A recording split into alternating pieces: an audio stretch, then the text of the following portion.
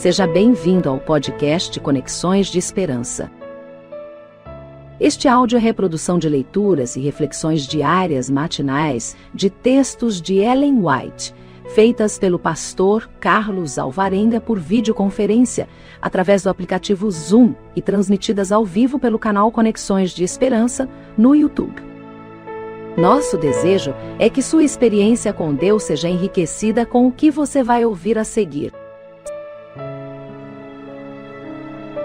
Hoje, as nossas considerações estão baseadas no livro O Desejado de Todas as Nações, a partir da página 712. Lemos assim: outra lição tinha Cristo a ensinar, a qual dizia respeito especialmente a Pedro. A negação do Senhor por parte do mesmo era um vergonhoso contraste com a sua anterior profissão de lealdade.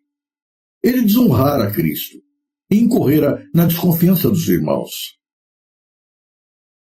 Estes pensavam que Pedro não teria permissão de ocupar sua posição anterior entre eles, e ele próprio sentia haver perdido o direito ao depósito que lhe fora confiado.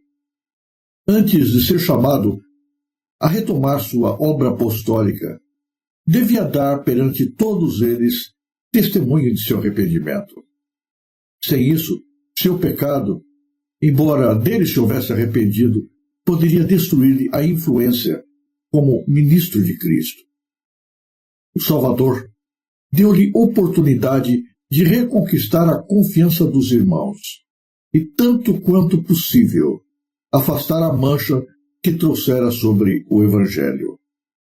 Aí se dá uma lição a todos os seguidores de Cristo. O Evangelho não transige com o mal. Não pode desculpar o pecado.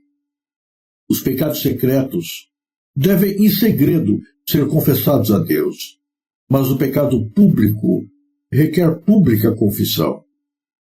A vergonha do discípulo de Cristo é lançada sobre Cristo.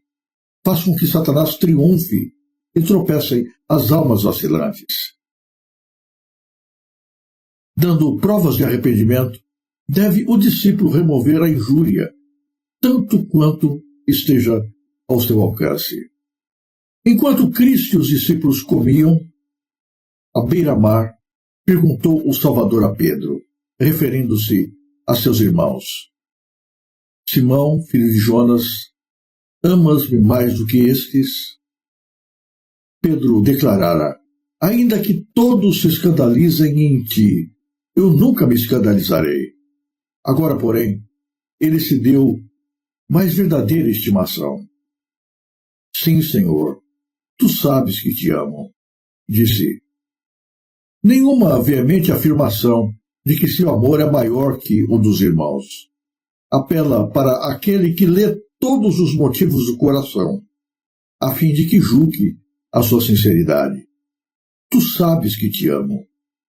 E Jesus lhe recomenda: apacenta os meus cordeiros. De novo, aplicou Jesus a prova a Pedro, repetindo as palavras anteriores: Simão, filho de Jonas, amas-me? Desta vez, não perguntou a Pedro se o amava mais do que os seus irmãos. A segunda resposta foi idêntica à primeira, livre de exageros. Sim, Senhor, tu sabes que te amo. Jesus lhe disse: apacenta as minhas ovelhas. Uma vez mais o Salvador fez a probante pergunta: Simão, filho de Jonas, amas-me? Pedro se entristeceu. Julgou que Cristo duvidasse do seu amor. Sabia que seu Senhor tinha motivo para dele desconfiar, e com dor respondeu: Senhor, tu sabes tudo. Tu sabes que eu te amo.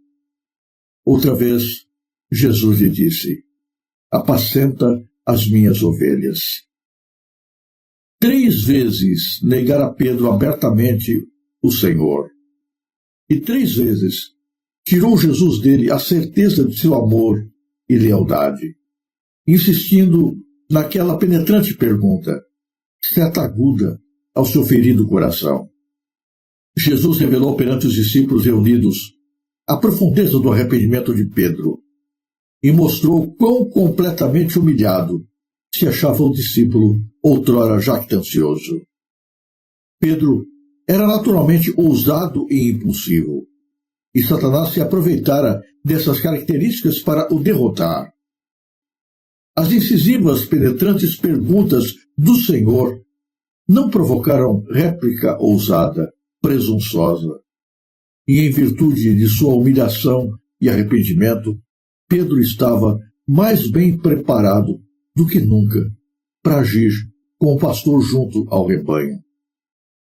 A primeira obra que Cristo confiara a Pedro, ao restaurá-lo ao ministério, foi apacentar os cordeiros. Essa era uma tarefa em que Pedro pouca experiência tinha.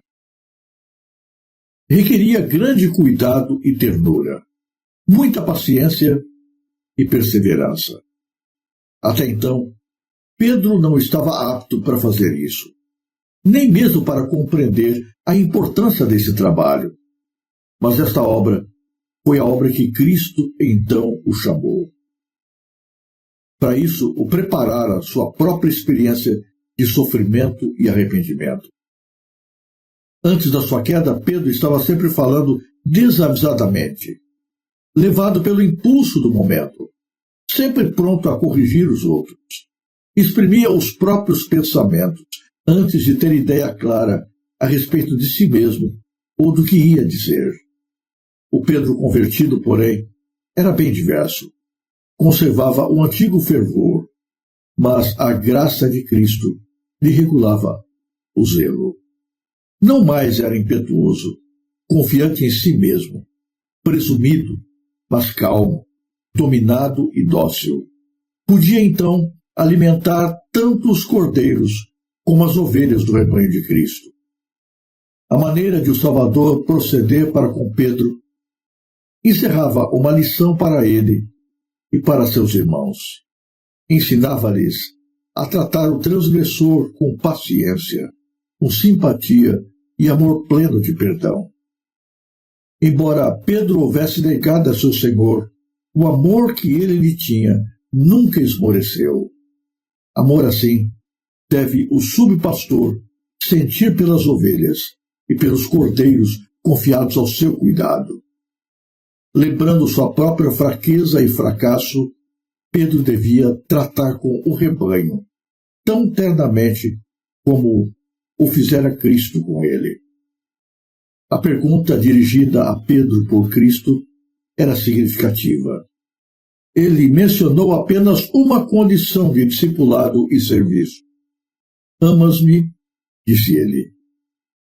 É esta a qualificação essencial. Ainda que Pedro possuísse todas as outras, sem o amor de Cristo, não podia ser um fiel pastor do rebanho do Senhor. Conhecimento, liberalidade, eloquência, gratidão e zelo são todos auxiliares da boa obra, mas sem o amor de Jesus no coração, a obra do ministro cristão é um fracasso. Existe uma espécie de heresia que anda tomando conta de muitos da igreja nos últimos tempos. É a heresia do perfeccionismo. Há pessoas que, olhando para si mesmas, julgam-se como já tendo vencido o pecado, como se não tivessem mais qualquer possibilidade de cometer erros.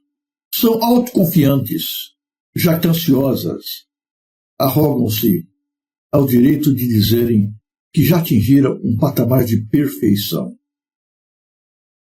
Por incrível que pareça, este é um problema sério em muitos lugares, mesmo no seio do Adventismo. Pedro, quando ainda não conhecia tão profundamente a Cristo, quando vivia uma fé superficial, também era assim. Era autoconfiante, era arrogante, julgava que estava acima dos demais, que era mais santo do que os outros, que era mais dedicado e leal a Jesus do que os seus companheiros. Mas Pedro não conhecia o seu próprio coração. Aquilo que ele julgava que era lealdade e amor a Jesus era, na verdade, orgulho e vaidade do seu próprio coração. Pedro não era diferente dos demais. Era formado do mesmo tipo de carne e osso, da mesma natureza, com as mesmas tendências ao mal. A imaturidade espiritual faz com que nós os julguemos santos, justos, comprometidos, leais, perfeitos e invulneráveis. Mas contudo é esse pensamento. Aquele que está de pé, cuide para que não caia, diz a palavra de Deus. Se você julga que é muito forte, então você na verdade é fraco, porque você não pode nada por si mesmo. Se você confiar nas suas próprias forças, no seu próprio coração, na sua própria lealdade, você vai fracassar. Pedro passou por essa experiência. Ele foi sincero quando ele disse que amava Jesus a princípio e queria com Jesus até a morte. Mas ele não conhecia a sua própria realidade. E na primeira oportunidade, quando questionado, negou a Jesus de maneira tão vergonhosa.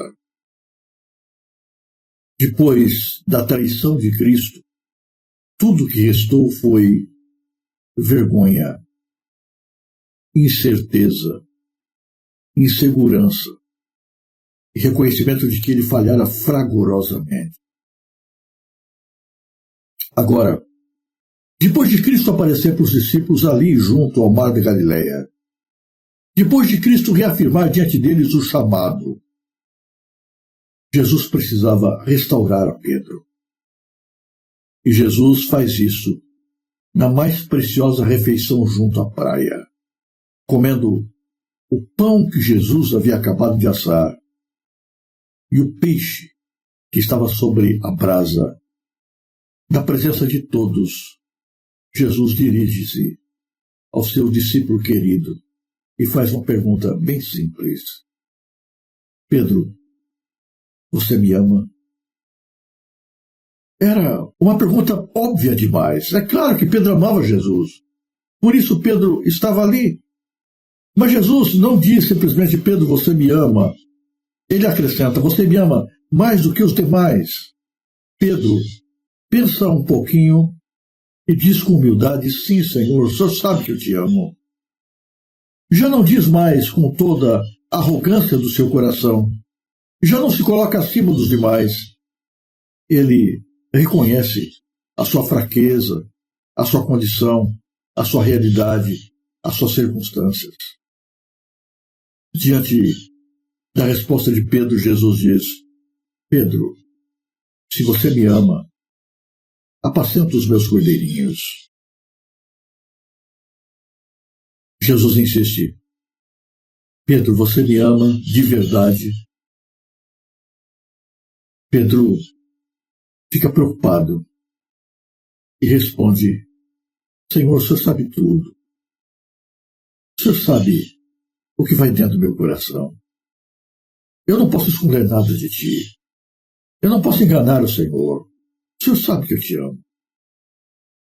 Jesus diz, apacenta as minhas ovelhas. A terceira vez, Jesus pergunta, Pedro, você me ama de verdade? E Pedro responde, sim, Senhor, eu te amo. O Senhor sabe que eu te amo. E Jesus diz, apacenta as minhas ovelhas. 3 vezes Pedro havia negado Jesus. 3 vezes Jesus deu a oportunidade de Pedro reafirmar a sua fé e a sua lealdade a Cristo. Por que isso? Pedro havia negado a Jesus publicamente. E era necessário que publicamente ele fosse restaurado. O pecado particular pode ser resolvido em particular, mas o pecado público tem que ser tratado de maneira pública. Para o pecado público requer-se arrependimento público. Há muita gente que quer passar pano sobre os erros cometidos na sua vida, mas isso não é possível. O pecado traz escândalo ao nome de Jesus e à Igreja de Cristo. E pecados públicos devem ser tratados de maneira pública também. Pedro havia negado Jesus publicamente. Publicamente devia ser restaurado na sua lealdade a Cristo. Note que Jesus não pediu muita coisa para Pedro ser um apóstolo seu. Jesus não cobrou dele diploma de teologia. Jesus não cobrou dele um currículo impecável. Jesus não cobrou dele uma fé inviolável. Jesus não cobrou dele perfeição. Jesus não cobrou dele nenhuma virtude ou característica que os seres humanos valorizam tanto. Jesus cobrou apenas amor. Essa é a característica fundamental da nossa ligação com Cristo. Amor. Você ama Jesus? É tudo o que Jesus quer saber de você. Você me ama? Se você ama Jesus, então a graça de Jesus poderá se apoderar da sua vida e fazer de você um vitorioso. Ah, pastor, mas eu fracassei tantas vezes eu prometi e falei. Não importa quantas vezes você tenha caído, apenas uma coisa tem importância. Você ama Jesus? Se você ama Jesus, ainda existe graça, ainda existe oportunidade, ainda existe esperança, ainda existe salvação. Se você ama Jesus, Cristo ainda ama você. Ainda existe um chamado para você. Ainda existe um futuro para você. Cristo ainda não desistiu de você.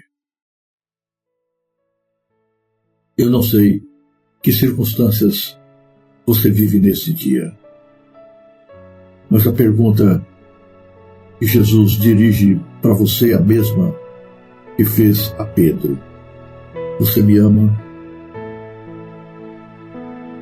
Se você ama Jesus, então ainda existe graça, ainda existe esperança, ainda existe vitória, ainda existe bênção.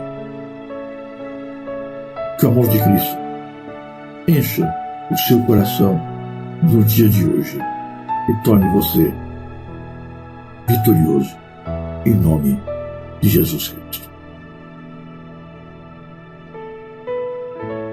Se você apreciou este áudio, inscreva-se no canal para continuar conosco nesta jornada de crescimento espiritual. E se puder, não se esqueça de compartilhar com outras pessoas.